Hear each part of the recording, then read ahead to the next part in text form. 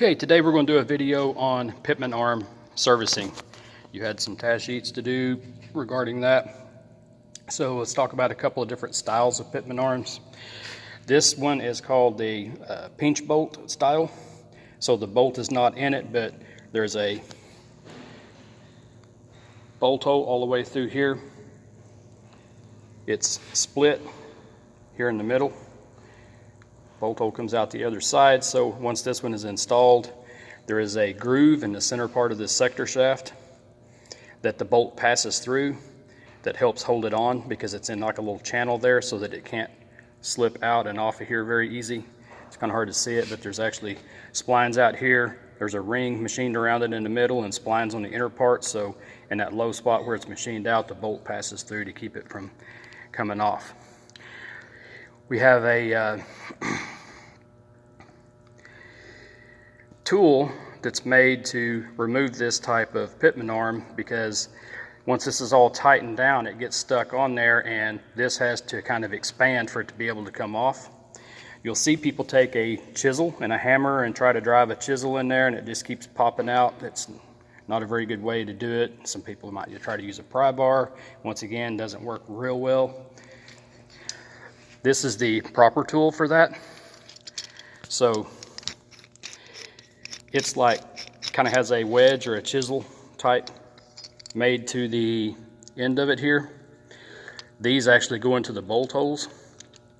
So a little bit hard to do this one-handed, but once that's installed, those are in the bolt holes now. Once I tighten up this power screw right here, it will wedge that in between there and push that apart, so it's not going to pop out on you because the tool is going to hold it in place. So that's how you expand that to get this particular type off. Works really good. If it was not the split type, this is more of an automotive type Pitman arm puller. It just kind of goes over the end, gets on the back side, then you have a power screw here in the middle. Goes into this little machined out spot here to keep it centered, and you would just tighten it down. Remember that all pullers always lubricate the threads really good on the puller. That's what makes them last. If not, your tool won't last very long because it'll strip the threads out on it. This one is more of a heavy truck Pitman arm puller, so it's got a couple of bolts here so that once these jaws are put on the back side of the Pitman arm, you can tighten these bolts down to keep the jaws from flying apart and it coming off. Same thing, it's got the power screw in the middle, goes into the little slot there, tighten down. And that's to get it off the gearbox. Now if we want to get it off of the linkage, then we got a ball socket here on the end, just like a tie rod end we talked about last week. There's tools to take these off. Now, students do this, even with me telling them not to. They'll look at this without following procedures and say, hey, I got the nut off of that. I'm just going to hit that with a hammer and drive that out, because this tie rod is tapered. This bolt here is on this drag link, actually I said tie rod, but same type of end. And the Pitman arm is tapered in the opposite direction, so it wedges and gets really tight in there once it's torqued down. So if you drive on the end of this with a hammer thinking that's how you're going to take that out, it flares the end of this out. It has a hole drilled through it, and this is not extremely hard out here on the end. It will flare it out bigger, and it won't fit through the hole. You won't be able to get a nut back on it. It just messes everything up, so don't ever hit on that with a hammer. The proper way to take it off is with a tool that, a couple of slang terms for it, is a pickle fork. There's a kit here. This is a other style that's just made to hit with a hammer, and there's different sizes of these. So some people call it a tuning fork. I think the reason why is if you,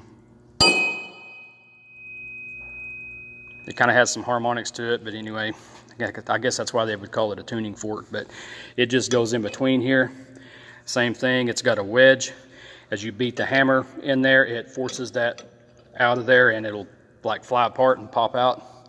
Just remember this, a lot of times going to come out with some force, so especially if you're underneath it heating on it, you may want to leave the nut threaded on out here a little bit to keep it from flying off and maybe hitting you.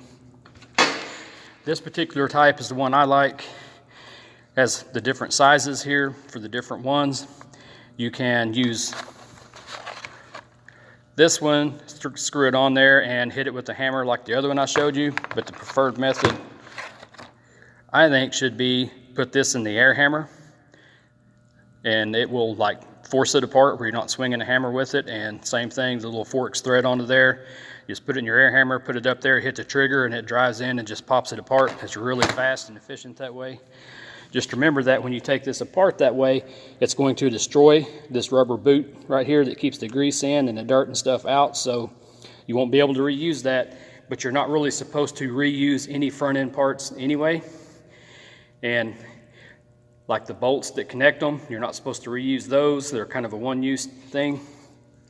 And we talked about this having a hole drilled through it for a cotter key to go through that castellated nut that goes on there to hold it together in case it was to get loose. If that's not lined up, you have to tighten it up a little bit more to line it up. Don't ever loosen it off. So the rule of thumb is you always tighten it more to line it up to put your lock in. You never loosen it off. That pretty much covers the Pitman arm part.